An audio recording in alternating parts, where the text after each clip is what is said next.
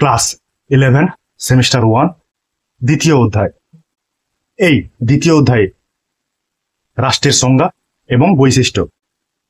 এইখান থেকে আজকে আমরা তৃতীয় পাঠের 30টি এমসিকিউ প্রশ্ন আলোচনা করব।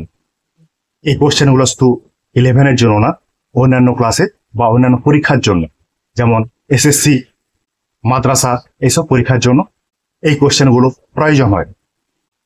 ঠিক আছে, দেখো প্রথম কোশ্চেন। ম্যাক্স ওয়েবার রাষ্ট্রকে কি হিসাবে সংজ্ঞায়িত করেছিলেন? ম্যাক্স ওয়েবার রাষ্ট্রকে একটি নির্দিষ্ট ভূখণ্ডের মধ্যে দৈহিক শক্তি ব্যবহারের উপর একচেটিয়া বৈধতা প্রদানকারী একটি প্রতিষ্ঠান হিসাবে সংজ্ঞায়িত করেছেন। তাহলে ম্যাক্স ওয়েবারের মতে রাষ্ট্রটা হচ্ছে একটা নির্দিষ্ট ভূখণ্ড, যার মধ্যে হচ্ছে দৈহিক শক্তি ব্যবহার করার মধ্যে দিয়ে একটা একচেটিয়া বৈধতা প্রদান করবে, সেটাকে বলবে একটা প্রতিষ্ঠান। এইখানে যে বৈধতা শব্দটি রয়েছে, সেই বৈধতা শব্দটি আমরা একটু পরে আলোচনা করছি। কোন দার্শনিক আধুনিক রাষ্ট্রে আমলাতন্ত্রের গুরুত্বের উপর জোর দিয়েছিলেন? Max weber. তাহলে এখানে যে আমলাতন্ত্র কি? আমাদের যে সরকারের 3টি বিভাগ আছে, শাসন বিভাগ, আইন বিভাগ, বিচার বিভাগ, এই 3টি বিভাগের মধ্যে শাসন বিভাগ আবার 2টি অংশ নিয়ে বিভক্ত।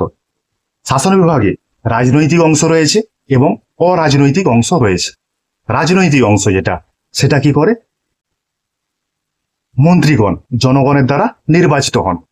কিন্তু অরাজনৈতিক যে অংশটা রয়েছে, সেই অরাজনৈতিক অংশটি বিভিন্ন রকম পরীক্ষার মাধ্যমে সরকারি কাজে নিযুক্ত হয়ে থাকেন। আমাদের ভারতবর্ষে যেমন ইউপিএসসি পরীক্ষার মাধ্যমে আইএএস, আইপিএস এরকম ক্যাডাররা নিযুক্ত হয়ে থাকেন। আমাদের পশ্চিমবঙ্গের ক্ষেত্রে WBCS যে পরীক্ষাটা হয়, তার মাধ্যমে তোমার বিডিও, জয়েন্ট বিডিও, এইসব পদাধিকারী ব্যক্তিটাকেই তোমার একসঙ্গে বলা হবে আমলাতন্ত্র। সেই আমলাতন্ত্রের উপর গুরুত্ব আরোপ করেছিলেন ম্যাক্স ওয়েবার। কে যুক্তি দিয়েছিলেন যে কর্তৃত্ব স্থায়ী হওয়ার জন্য রাষ্ট্রের একটি উত্তরাধিকারের পরিকল্পনা থাকতে হবে? যা বোদা। যেমন তোমরা ধরতে পারো, রায়তন্ত্র কিন্তু উত্তরাধিকার সূত্রে প্রাপ্ত একটা কর্তৃত্ব। এই কর্তৃত্ব পরিকল্পনার উপর যা বোদা বিশেষ গুরুত্ব আরোপ করেছিলেন। ম্যাক্স ওয়েবারের মতে কিভাবে রাষ্ট্রকে অন্যান্য প্রতিষ্ঠান থেকে পৃথক করা হয়েছে? শারীরিক শক্তি ব্যবহারের উপর একটি বৈধ একচেটিয়া অধিকার। কোন চিন্তাবিদ রাষ্ট্রীয় কর্তৃত্ব প্রয়োগে বৈধতার গুরুত্বের উপর জোর দিয়েছিলেন? Max weber. আমরা একটু আগে বৈধতা সম্পর্কে আলোচনা করব বলে বলেছিলাম। সেই বৈধতা, এখানে বৈধতা পড়তে গেলে আমাদেরকে পড়তে হবে কর্তৃত্ব আমরা আগের কোশ্চেনে ছেড়ে আসছি। এই কর্তৃত্ব আর বৈধতা জিনিসটা কি? বৈধতার ইংরেজি হচ্ছে লেজিটিমেসি, কর্তৃত্বের ইংরেজি অথরিটি। একটু মন দিয়ে বিষয়টাকে বোঝার চেষ্টা করবে। কর্তৃত্ব ও বৈধতা দুটো কিন্তু আলাদা বিষয়, কিন্তু এরা পরস্পরের সঙ্গে যুক্ত বা সম্পর্কিত। কর্তৃত্ব হচ্ছে কোনো ব্যক্তি বা গোষ্ঠীর একটি ক্ষমতা, যেটা অন্যের উপর প্রয়োগ করা হয়। কিন্তু বৈধতা হচ্ছে সেটাই, আমরা যে ক্ষমতাটা ব্যবহার করছি, সেই ক্ষমতাটা সামাজিকভাবে স্বীকৃত কিনা। যদি কর্তৃত্ব বৈধতা দ্বারা স্বীকৃত হয় তাহলে সেটা ঠিক। কর্তৃত্বের জন্য বৈধতা কিন্তু জরুরি, কিন্তু বৈধতা থাকলে কর্তৃত্ব থাকতে হবে এমন কোনো বাধ্যবাধকতা নেই। তাহলে তোমরা বিষয়টা বুঝতে পারছো, কর্তৃত্ব এবং বৈধতা। ম্যাকিয়াভেলির মতে রাজনীতির কেন্দ্রীয় বিষয় কি? ম্যাকিয়াভেলির মতে রাজনীতির কেন্দ্রীয় বিষয় ক্ষমতা। রাষ্ট্রের শাসক হিসাবে রাজা কিন্তু চূড়ান্ত ক্ষমতার অধিকারী। তিনি রাষ্ট্রকে তার চূড়ান্ত লক্ষ্যে পৌঁছানোর জন্য ক্ষমতাকে ব্যবহার করতে পারেন। এই ক্ষমতা সম্পর্কে ম্যাকিয়াভেলি প্রথম ধারণা দিয়েছিলেন। ম্যাকিয়াভেলির দৃষ্টিতে একজন শাসকের প্রাথমিক লক্ষ্য কি? ম্যাকিয়াভেলির দৃষ্টিতে একজন শাসকের প্রাথমিক লক্ষ্য হবে দেশকে শক্তিশালী করা এবং ঐক্যবদ্ধ করা। ম্যাকিয়াভেলি দাবি করেন যে রাষ্ট্র কেমন হওয়া দরকার। ম্যাকিয়াভেলির মতে রাষ্ট্র হবে স্বশাসিত ও সার্বভৌম, মানে রাজা বা শাসকের কাজ হবে দেশকে শক্তিশালী করা, দেশকে ঐক্যবদ্ধ করা, বিদেশিদের আক্রমণ থেকে দেশকে রক্ষা করা। স্বশাসিত মানে নিজেকে নিজেই শাসন করবে, এবং সার্বভৌম কথাটির অর্থ হচ্ছে কোন রাষ্ট্র বাহ্যিক কোনো শক্তির দ্বারা আক্রান্ত হবে না। এরকম একটি রাষ্ট্রের কথা ম্যাকিয়াভেলি বলেছিলেন। ম্যাকিয়াভেলির মতে রাজনীতিতে ধর্ম কেমন ভূমিকা পালন করে। ম্যাকিয়াভেলির মতে রাজনীতিতে ধর্ম একটি রাজনৈতিক লক্ষ্য অর্জনের মাধ্যম হিসাবে ব্যবহার করতে হবে। ধর্ম কিন্তু কোনোভাবেই রাজনীতিকে প্রভাবিত করতে পারে না, কিন্তু রাজনীতি তার লক্ষ্য পূরণের জন্য ধর্ম নামক যন্ত্রটা ব্যবহার করতে পারে। এইভাবে ম্যাকিয়াভেলি ধর্মটাকে ব্যবহার করতে চেয়েছেন। কোন তত্ত্ব অনুযায়ী রাষ্ট্রের উৎপত্তি হচ্ছে দুর্বল গোষ্ঠীর উপর শক্তিশালী গোষ্ঠীর আধিপত্য থেকে, তত্ত্বটার নাম হচ্ছে বলপ্রয়োগ তত্ত্ব বা বলপ্রয়োগ মতবাদ। যখন খাদ্যবস্তুর সংকট দেখা দেয়, খাদ্যবস্তুর সংকট কখন দেখা দেবে?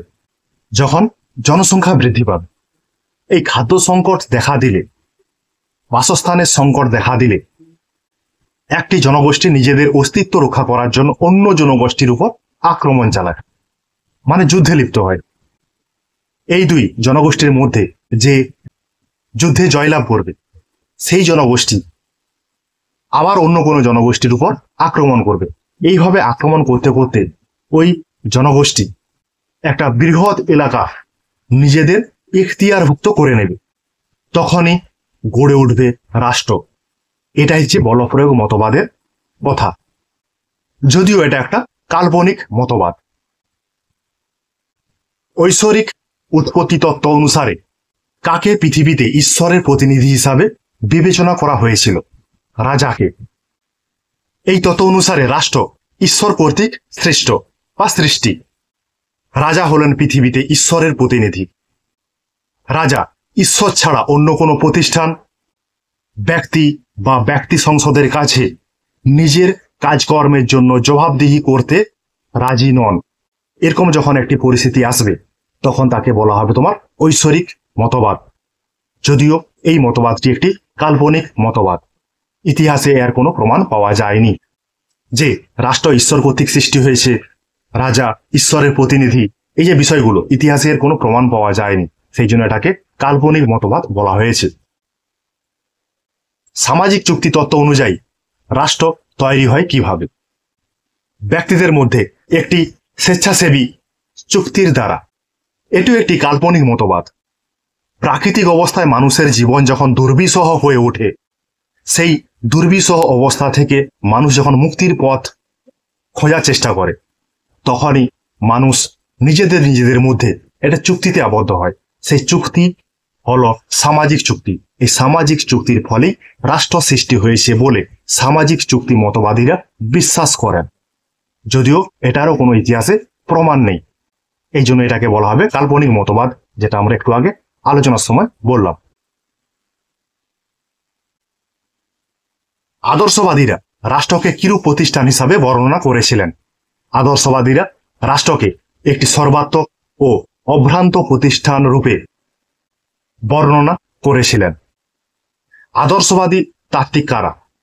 হেগেল, গ্রিন, টিটস্কে, কান্ট প্রমুখ রাষ্ট্রবিজ্ঞানীগণ, যারা রাষ্ট্রকে সর্বোচ্চ এবং শক্তিশালী একটি প্রতিষ্ঠান হিসাবে বর্ণনা করেছেন। আবার অনেক আদর্শবাদী রাষ্ট্রবিজ্ঞানী আছেন, যেমন ফিটকে, টিটস্কে, বার্নহার্ডি। এইসব রাষ্ট্রবিজ্ঞানীদের দ্বারা এই আদর্শবাদ একসময় সাম্রাজ্যবাদের রূপ ধারণ করেছিল। এই যে রাষ্ট্রবিজ্ঞানীগুলোর নাম বললাম, টিটস্কে, ফিটকে, বার্নহার্ডি, এইসব রাষ্ট্রবিজ্ঞানীর দ্বারা প্রভাবিত হয়ে জার্মানিতে এবং ইতালিতে ন্যাসিবাদ, ফ্যাসিবাদ এবং বিশ্বে সাম্রাজ্যবাদ, উপনিবেশিকতাবাদ সৃষ্টি হয়েছিল। রাষ্ট্রকে শক্তিশালী হিসাবে মনে করার জন্য আত্ম অভিমানে, আত্মদম্ভে তারা সারা বিশ্বে সমরবাদ বা যুদ্ধকে সমর্থন করেছিলেন। তাহলে আদর্শবাদীদের মতে রাষ্ট্র হচ্ছে সর্বাত্মক এবং একটি অভ্রান্ত প্রতিষ্ঠান। রাষ্ট্রকে জীবন্ত ব্যক্তিত্ব বলে কে সম্বোধন করেছেন? Herbert Spencer. হারবার্ট স্পেন্সারের একটা লেখা বই the man versus the state নামক গ্রন্থে স্পেন্সার ডারউইনের যে যোগ্যতমের উদ্বর্তনের নীতিটি প্রয়োগ করেছিলেন। এই নীতিটা প্রয়োগ করে তিনি ব্যক্তি স্বাতন্ত্র্যবাদের তত্ত্ব আবিষ্কার করেছিলেন। যোগ্যতম উদ্বর্তনের নীতিটা কি? যোগ্যতম উদ্বর্তনের নীতিটা হচ্ছে এটাই, যার বাঁচার অধিকার বা যোগ্যতা আছে সেই একমাত্র বেঁচে থাকবে, অন্য কারো বাঁচার অধিকার নেই। এই তত্ত্বটি তিনি ব্যক্তি স্বাতন্ত্র্যবাদে প্রয়োগ ঘটিয়েছিলেন। এই বিষয়টি জীবন বিজ্ঞানের একটি বিষয়, যেটা তিনি রাষ্ট্রবিজ্ঞানে প্রয়োগ করেছিলেন। রাষ্ট্রটাকে একটা তিনি জীবন্ত সত্তা হিসাবে দেখতে চেয়েছিলেন। এই জন্য এখানে কোশ্চেনটা এরকম দেওয়া আছে, রাষ্ট্রকে জীবন্ত ব্যক্তিত্ব বলে কে সম্বোধন করেছিলেন? তাহলে অ্যান্সার হবে স্পেন্সার। কোন রাষ্ট্রবিজ্ঞানী রাষ্ট্র সম্পর্কে সর্বাপেক্ষা গ্রহণযোগ্য সংজ্ঞা প্রদান করেছিলেন? অধ্যাপক গার্নার। কেন? কারণ গার্নার যে রাষ্ট্রের সংজ্ঞাটা দিয়েছিলেন সেই সংজ্ঞাটাতেই একমাত্র রাষ্ট্রের যে 4টি বৈশিষ্ট্য, জনসমষ্টি, নির্দিষ্ট ভূখণ্ড, সরকার, সার্বভৌমিকতা, এই 4টি বৈশিষ্ট্য লক্ষ্য করা যায়। এই জন্য গার্নারের যে সংজ্ঞাটা এটা সর্বাপেক্ষা গ্রহণযোগ্য একটি সংজ্ঞা। কোন রাষ্ট্রতাত্ত্বিক রাষ্ট্রকে নেতিবাচক রূপে সংজ্ঞায়িত করেছেন? Karl Marx. যারা নৈরাজ্যবাদী তাত্ত্বিক তারাই একমাত্র রাষ্ট্রকে নেতিবাচক অর্থে ব্যাখ্যা করে থাকেন। তারা মনে করেন রাষ্ট্রটা হচ্ছে একটা অপ্রয়োজনীয় ও ক্ষতিকারক প্রতিষ্ঠান, কারণ রাষ্ট্র শাসন, নিয়ন্ত্রণ ও ক্ষমতার মাধ্যমে জনগণের উপর চাপ সৃষ্টি করে। সেই জন্য তারা রাষ্ট্রহীন সমাজের কথা বলেছেন। মানে নৈরাজ্যবাদী বলতে যারা রাষ্ট্রহীন সমাজের কথা বলেন তাদেরকেই তোমার নৈরাজ্যবাদী বলা হয়। সেরকম এখানে রয়েছে কার্ল মার্কসের কথা, আমাদের ভারতবর্ষে গান্ধীজির কথা রয়েছে। তবে গান্ধীজির যে রাষ্ট্রহীন সমাজের কথা বলেছেন সেটাকে তিনি নাম দিয়েছেন রামরাজ্য। গান্ধীজিকে এই জন্য অনেক তাত্ত্বিক নৈরাজ্যবাদী বলেও কিন্তু সমালোচনা করেছেন। রাষ্ট্র হল শ্রেণী শোষণের হাতিয়ার উক্তিটি কার? Karl Marx. কার মতে রাষ্ট্র শ্রেণীভুক্ত সমাজে শ্রেণী স্বার্থ সংরক্ষণের একটি শক্তিশালী হাতিয়ার বলেছেন? কে? Karl Marx. শ্রেণীভুক্ত সমাজ বলতে আদিম সাম্যবাদী সমাজ এবং সময়তান্ত্রিক সমাজের পরে যে সমাজটি আসবে সাম্যবাদী সমাজ, এই দুটি সমাজ বাদ দিয়ে বাদ বাকি সব সমাজে দাস সমাজ, সামন্ততান্ত্রিক সমাজ, পুঁজিবাদী সমাজ, সময়তান্ত্রিক সমাজ, এই সমস্ত সমাজে কিন্তু শ্রেণীর অবস্থান লক্ষ্য করা যায় এবং সেই শ্রেণীগুলোর নিজস্ব স্বার্থ রয়েছে। আর সেই শ্রেণীগুলোর যে স্বার্থ সে সংরক্ষণ করে কে? রাষ্ট্র।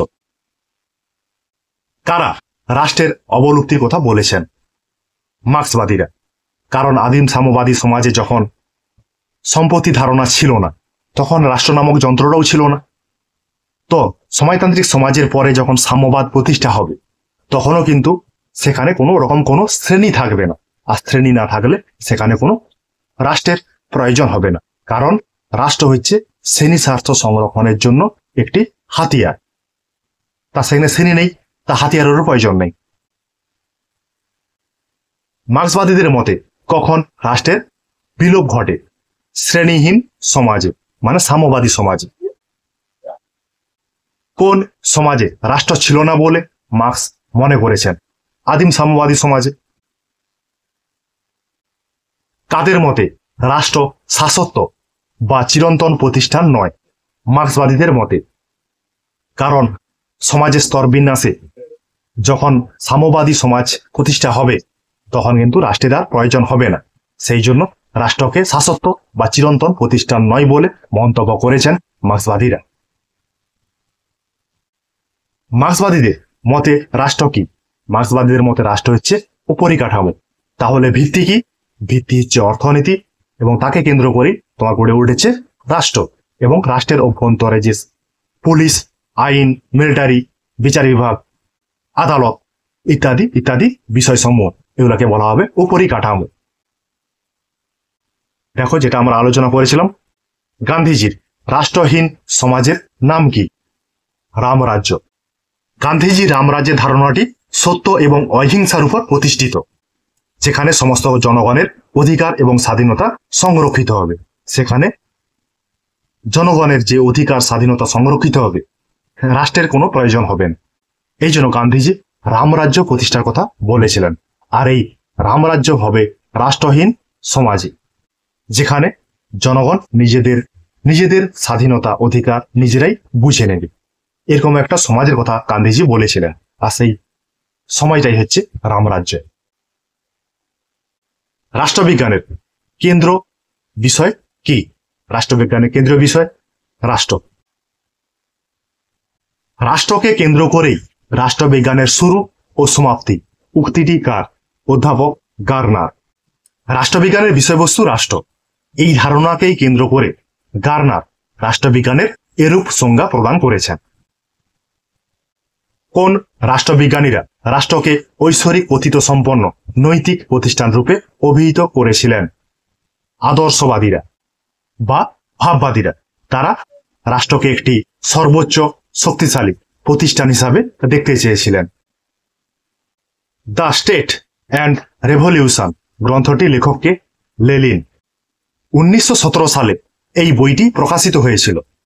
এই বইটিতে রাষ্ট্র ও বিপ্লব সম্পর্কে ধারণা তুলে ধরা হয়েছে।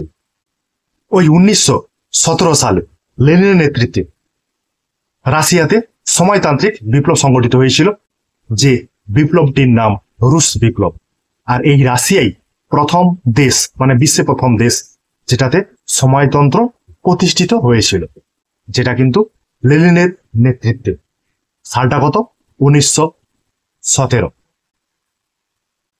কোন তাত্ত্বিকরা রাষ্ট্রকে শাশ্বত বা চিরস্থায়ী বলে মনে করেন না? মার্ক্সবাদীরা। লেনিন রাষ্ট্র সম্পর্কে কি বলেছেন? লেনিন রাষ্ট্র সম্পর্কে বলেছেন, রাষ্ট্র হলো একটি শ্রেণীর উপর অন্য একটি শ্রেণীর উৎপীড়নের যন্ত্র। অন্য প্রধানত শ্রেণীগুলিকে একটি শ্রেণীর আয়ত্তে রাখার যন্ত্র। তাহলে রাষ্ট্র একটি যন্ত্র, যে যন্ত্রটার মাধ্যমে পুঁজিপতি শ্রেণী বা বুর্জুয়া শ্রেণী কৃষক ও শ্রমিক শ্রেণীকে প্রধানত করে রাখবে, উৎপীড়ন চালাবে, শোষণ করবে। আর বুর্জুয়ারা সেইখানে যন্ত্র হিসাবে ব্যবহার করবে, মানে শ্রমিক কৃষককে উৎপীড়ন করার জন্য যে যন্ত্রটার ব্যবহার করবে, সেই যন্ত্রটা হচ্ছে রাষ্ট্র। ঠিক আছে, দেখবে, পড়বে তোমাদের সামনে এই দ্বিতীয় অধ্যায় থেকে, মানে রাষ্ট্রের সংজ্ঞা, বৈশিষ্ট্য, এই অধ্যায় থেকে তোমাদের জন্য তৃতীয় পাঠে 30টি এমসিকিউ প্রশ্ন আলোচনা হলো। ঠিক আছে, তোমাদের জন্য আমার এই কিঞ্চিত প্রয়াস।